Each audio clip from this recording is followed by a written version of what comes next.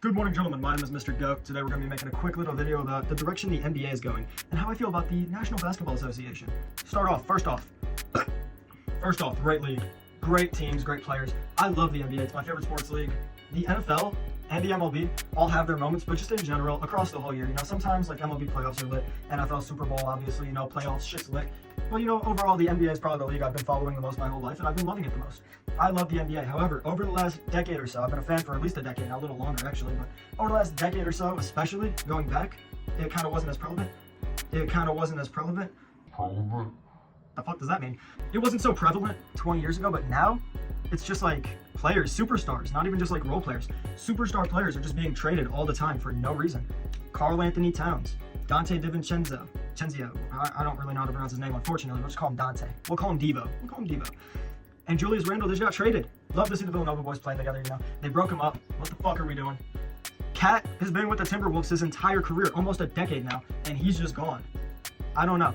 And I feel like if I'm Cat, at this point, you're chasing a ring because you were staying loyal, you were playing for Minnesota, you wanted to win with Minnesota. Now, when Cat's contract's up in a year, 2, 3 years, I don't really know what contract he's on, but when his contract's up, there's no reason for him to stay with the Knicks. He's going to leave, he's going to go chase a ring. And same with Julius Randle, who he's kind of been floating around a little more. He was on the Lakers, the Pelicans, He's kind of been around, but he's getting old. He's probably going to start ring chasing now. He had something in New York. I don't see him building up that same thing in Minneapolis, because Rudy Gobert, Julius Randle, both good players. Rudy Gobert's won Defensive Player of the Year like 4 times, some crazy shit. But great players.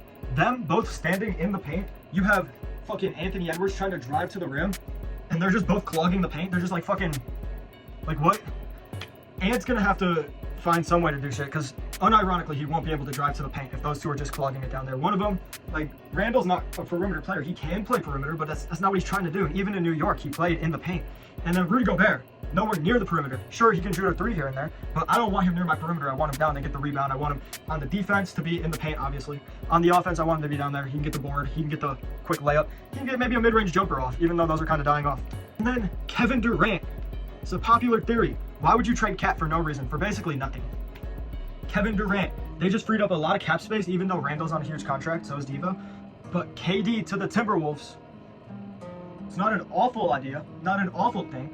And excuse me for this mirror. This mirror is really, I know seeing 2 versions of me, I know it's kind of crazy now. But I love the NBA, great league.